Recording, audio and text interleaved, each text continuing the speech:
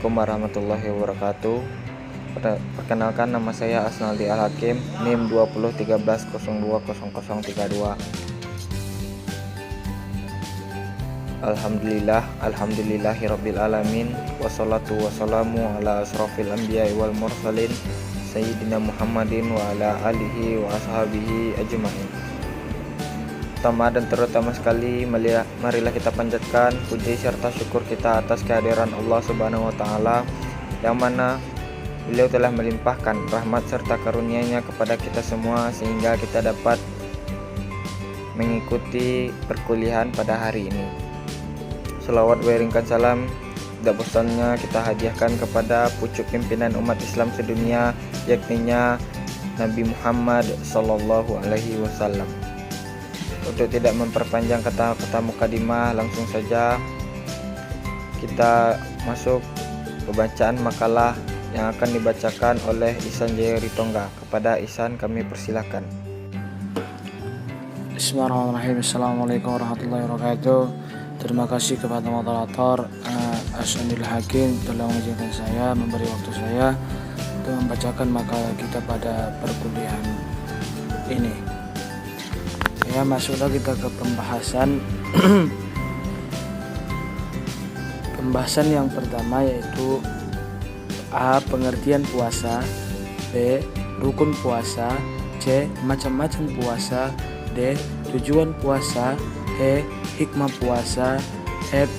Puasa Ramadan, G. Batalnya puasa, H. Sunnah-sunnah puasa, I. Hal-hal yang diperbolehkan pada saat puasa, J. Hal-hal yang dimakruhkan, K. Mangkodo puasa. Sudah kita bab yang pertama itu pendahuluan. Latar belakang masalah. Konsepsi puasa dalam pemaknaan istilah seringkali dimaknai dalam pengertian sempit sebagai suatu prosesi menahan lapar dan haus serta yang membatalkan puasa yang dilakukan pada bulan Ramadan. Padahal hakikat puasa yang sebenarnya adalah menahan diri untuk melakukan perbuatan yang dilarang oleh agama. Selain itu, puasa juga memberikan ilustrasi solidaritas Muslim terhadap umat lain yang berada pada kondisi hidup miskin. Dalam konteks ini, interaksi sosial dapat digambarkan pada konsepsi lapar dan haus yang dampaknya akan memberikan kemungkinan adanya tenggang rasa antar umat manusia. Pengkajian tentang hakikat puasa ini dapat dikatakan universal dan meliputi seluruh kehidupan manusia, baik kesehatan, interaksi sosial, keagamaan, ekonomi, budaya, dan sebagainya.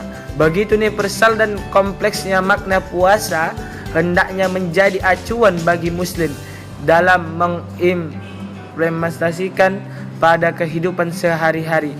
Dengan pengertian lain, puasa dapat dijadikan pedoman hidup. Masuklah kita ke bab yang kedua, yaitu pembahasan. Yang tadi yang sudah dibacakan dari A sampai K. Yang pertama adalah A. Pengertian puasa. Puasa adalah meninggalkan makanan, minuman, pernikahan, dan pembicaraan. Ibnu Manjur 1968. Pengertian menurut etimologi pada dasarnya menunjukkan bahwa puasa memiliki makna menahan, meninggalkan, dan menjauhkan. B. Rukun puasa. Rukun puasa ada dua, yaitu menahan segala yang membatalkan puasa, mulai dari terbit fajar sampai terbenam matahari. Firman Allah dalam surah Al-Baqarah ayat 187. Quran surah 187. Dalam puasa hal-hal yang tersebut ditahan atau dicegah, tidak semata-mata makan, minum, dan hubungan seksual, tetapi juga perkataan kotor dan perbuatan tidak pantas. Niat adalah tekad kuat, azam untuk melakukan sesuatu pekerjaan. Niat puasa cukup di dalam hati, tidak perlu diucapkan dengan lisan. Said Sabiq 1992. C. Macam-macam puasa. Berikut merupakan macam-macam puasa. Yang pertama, puasa fardu. Fardu tertentu seperti puasa di bulan Ramadan. Fardu tidak tertentu yaitu tidak memiliki waktu tertentu, seperti pelunasan puasa kafarat, membunuh, puasa menyamakan istri dengan ibu kandungnya. Yang kedua, puasa wajib. Puasa wajib terdiri dari wajib tertentu seperti puasa nazar yang telah ditentukan waktu pelaksanaannya. Wajib tidak tertentu seperti puasa nazar yang hanya menyebut bilangan hariannya tanpa waktu yang telah ditentukan untuk melaksanakannya. 3. Puasa sunnah. Puasa 6 hari di bulan Syawal. Puasa di saat berjihad atau berjuang. Puasa hari Arafah. Puasa bulan Muharram. Puasa Asyura. Yang keempat, puasa yang dilarang. Puasa pada hari raya Idul Fitri. Puasa pada hari Tasyrik pada tanggal 11, 12 dan 13 Zulhijjah. Puasa pada hari yang diragukan. Puasa pada hari Jumat. Puasa Ad-Dar, yaitu puasa yang dilakukan sepanjang tahun tanpa memperlihatkan apakah hari-hari itu dilarang atau tidak. Puasa Wisal, puasa paruh kedua bulan Sya'ban. Puasa seorang istri tanpa seizin suami. D. Tujuan puasa. Firman Allah surat Al-Baqarah ayat 183 menyebut tujuan puasa yaitu takwa. Takwa yang dalam bahasa Indonesia berarti menjaga atau memelihara diri. Sedangkan menurut terminologi, takwa berarti menjaga atau memelihara diri agar terbebas dari azab, dari siksa, laknat dan murka dari kutukan Allah Subhanahu wa taala. Hikmah puasa, hikmah ibadah adalah manfaat atau nilai taubah, dilarang tujuan yang diperoleh dari pengalaman beribadah. Hikmah puasa ditinjau dari pendidikan, mendidik kejujuran. Berpuasa tidak seorang pun yang mengawalinya kecuali barangkali dari pihak keluarga. Mendidik kedisiplinan. Kedisiplinan adalah sikap tunduk dan patuh pada peraturan yang berlaku, mendidik kesadaran akan kemampuan dan batas kemampuan pribadi. Allah membolehkan orang sakit dan orang berpergian untuk berbuka puasa. Yang keempat adalah puasa Ramadan. Yang pertama, hukum puasa Ramadan. Para ulama sepakat bahwa hukum puasa adalah fardu. Hukum ulama sepakat bahwa apabila dikerjakan mendapat pahala dan apabila ditinggalkan terkena siksa. Yang kedua, landasan hukum. A. Al-Quran. Yang pertama Al-Baqarah 183. Yang kedua Al-Baqarah ayat 185. B. As-Sunnah. Yang ketiganya adalah keutamaan bulan Ramadan. A. Pembukaan pintu surga. B. Penutupan pintu neraka dan pembelenggungan syaitan-syaitan. C. Pengampunan dosa-dosanya yang telah lalu. Masuklah kita yang ke G. Batalnya puasa. Adapun hal-hal yang membatalkan puasa yaitu ada dua macam itu. Satu, batal puasa dan wajib mengqada, makan, minum dan dengan sengaja. Seorang dalam keadaan berpuasa dan dengan sengaja makan atau minum, maka puasanya batal dan harus mengqada.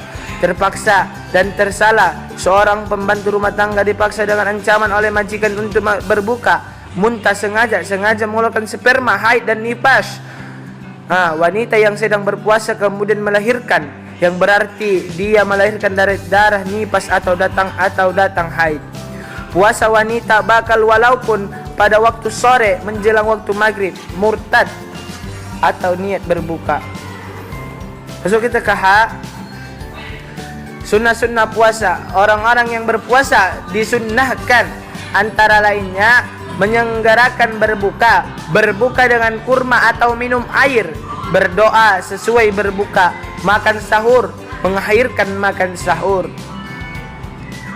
Hal-hal yang dibolehkan pada saat berpuasa: menggunakan celak dan parfum, mencium wangian, injeksi dan infus, mandi dan untuk menghilangkan dahaga dan rasa panas, mencicipi makanan hanya sebatas menggunakan lidah, tidak boleh sampai ditelan, mengunyah makan untuk anak berbekam dan donor darah memasuki waktu subuh, belum sempat mandi jinabat, menggosok gigi. Masuklah kita ke huruf J. Hal-hal yang dimakruhkan, mencicipi makanan yang tidak diperlukan berlebihan di dalam berkumur, mencium dan bersentuhan dengan lawan jenis yang menimbulkan nafsu birahi. Masuklah kita huruf K. Yang terakhir adalah mengqada puasa. Barang siapa yang berbuka, maksudnya tidak berpuasa di bulan Ramadan karena alasan syar'i yang mengharuskan qada, maka ia berkewajiban mengqadanya pada hari-hari lain selain Ramadan. Dan masuk kita ke bab yang ketiga, penutup. Kesimpulan, puasa adalah meninggalkan makanan, minuman, pernikahan dan pembicaraan. Puasa adalah rukun Islam dan menjadi salah satu unsur pokok bagi tegaknya syariat Islam. Puasa memiliki banyak hikmah, yaitu mendidik kejujuran. Berpuasa tidak seorang pun yang mengawasinya kecuali barangkali dari pihak keluarganya. Mendidik kedisiplinan, sikap tunduk dan patuh pada peraturan yang berlaku. Mendidik kesadaran. Mungkin sampai di sinilah makalah yang dapat kami sampaikan kepada teman-teman sekalian. Mohon maaf atas kalau ada kesalahan. Assalamualaikum warahmatullahi wabarakatuh.